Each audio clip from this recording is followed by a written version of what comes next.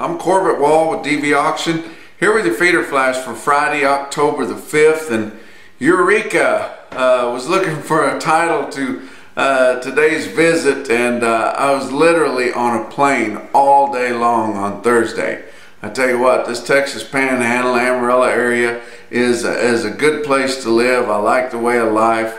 But you can die and you can go to heaven or hell out of Amarillo, but it will not be a direct flight. I guarantee you.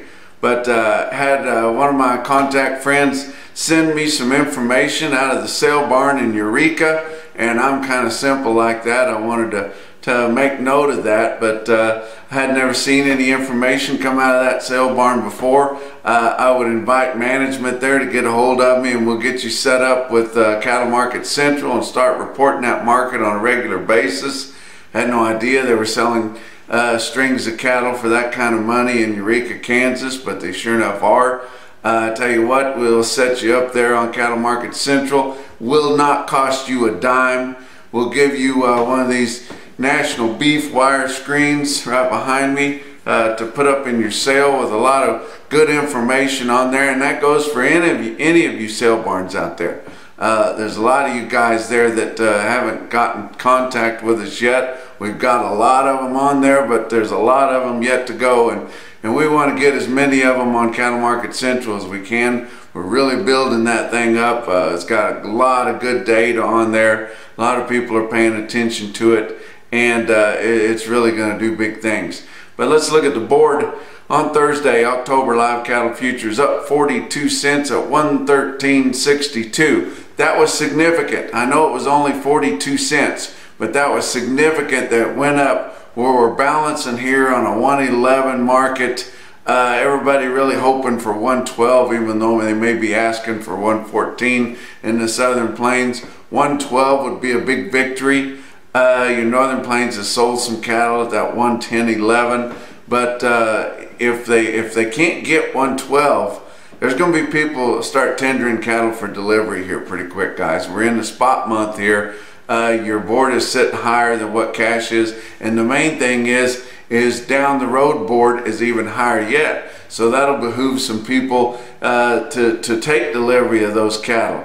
Maybe put them back on feed for 30, 45 days or longer, and think they may be able to advance them a little bit. You know, speculation is not against the law as of yet, and it's really what makes the world go around, guys. But 113.62, I told you on our last visit, about the cheapest you could deliver cattle with expenses would be $1.50 or so. Most people like $2, so that's where we're at right there. If we get $1.12, there won't be a lot of tenders for delivery, depending on what the board does on Friday, grant you.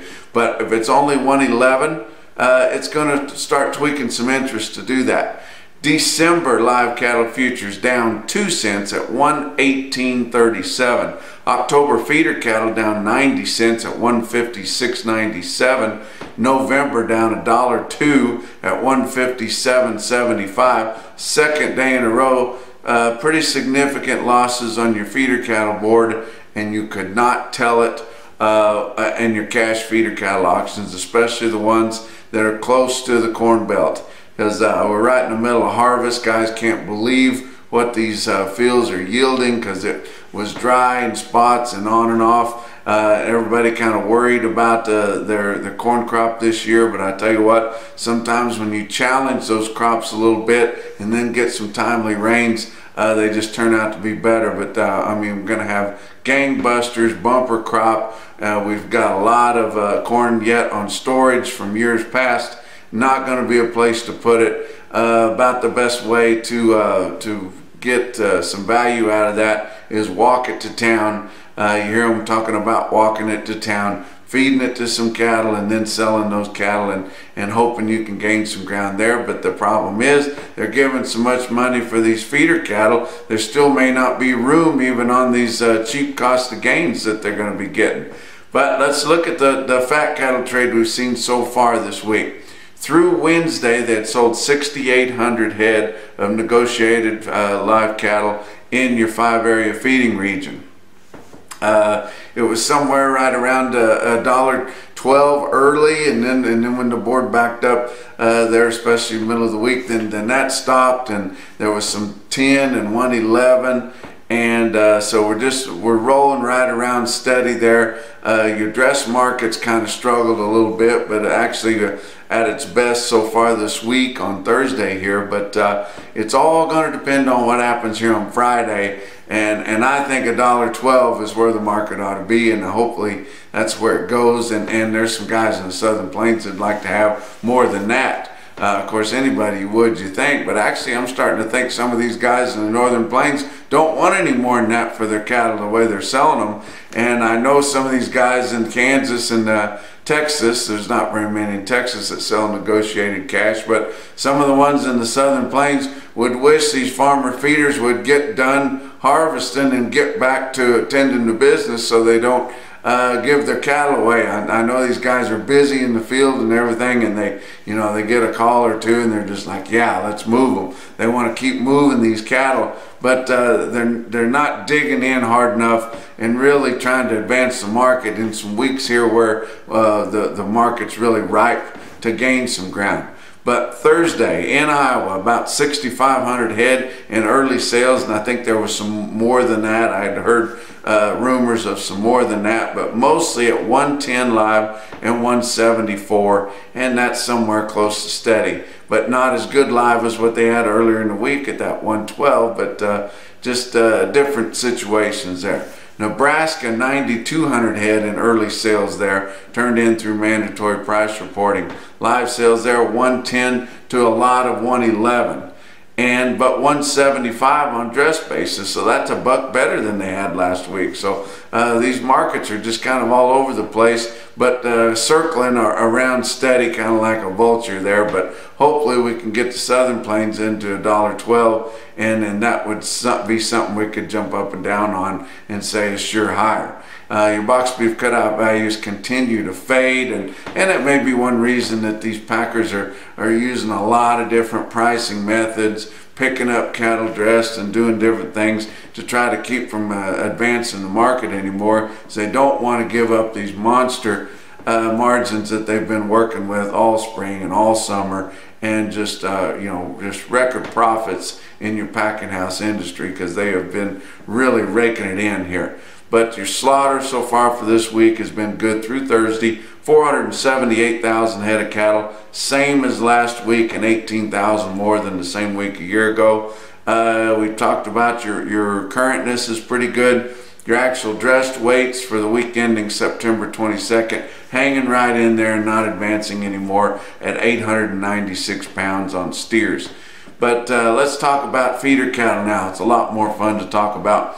Real-time index on Beef Market Central sitting at 156.25 here at midnight on Thursday. That's up 49 cents gaining there.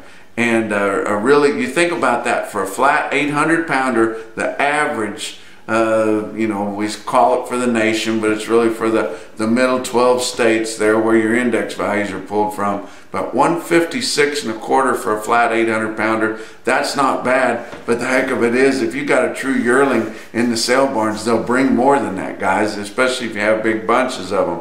But you look at some sales on Thursday. Salina, Kansas, and Pratt, Kansas, both, neither one of them had big sales, not even 2,000 head. You'd think Salina sure would, but they're busy harvesting up there.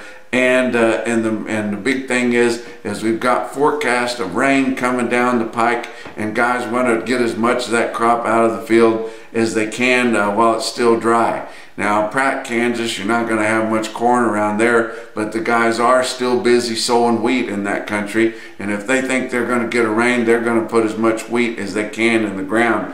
Took some pictures here. You remember here about 3 weeks ago, I showed you some pictures of some drilled wheat in the Texas Panhandle, and showed you it really needed a drink, although it was popped up pretty good. Well, in 3 weeks here's what it looks like, and that's after only about an inch and a half of rain over that 3 weeks. But we've got some rain forecast down here for the Southern Plains, Texas Panhandle, Western Oklahoma areas over the next week to 10 days. And I tell you what, that would really pop this wheat.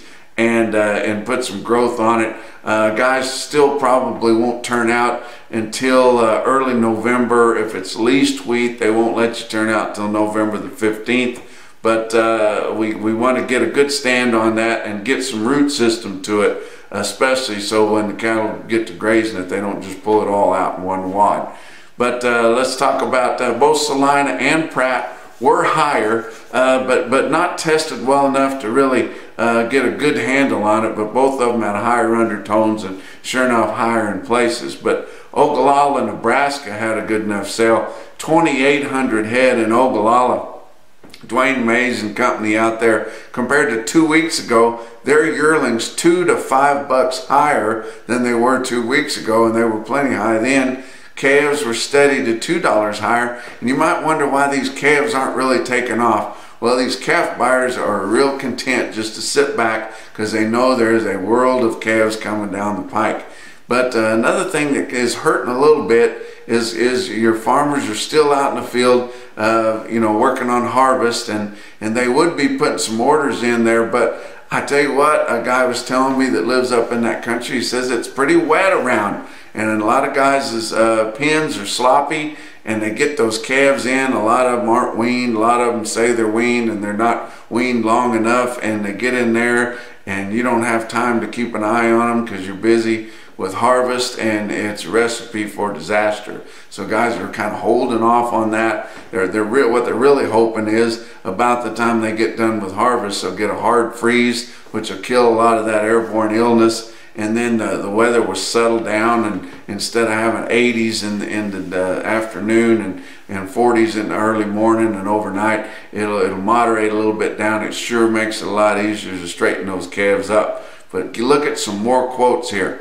Burlington, Colorado, talking about calves. Burlington Livestock Exchange. I was through there just the other day. It is not the Garden of Eden, I'll guarantee you. Looks like death around there, but they've got good cattle in that country. The eastern ugly side of Colorado, 99 head of 489-pound steers bring $197. That's a good calf price right there. You remember when we talked about a long time ago, I know this is going on forever, but Eureka, Kansas, yeah, John Adams sent me this here. Eureka, Kansas, 120 head of steers, string of green steers there, and they like the good kind, and 833 pounds at 163.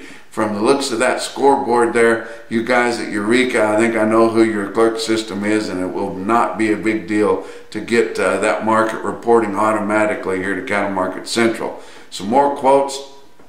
How about Ogallala, Nebraska? 234 head in one swath, 900 pounds smooth at $162 through the ring in Ogallala, Nebraska. Pratt, Kansas, top quote of the day. 71 head of sure enough fancy steers in Pratt, Kansas. 71 head, weighed 709 at $172. South Central Kansas. That's your feeder flash for Friday.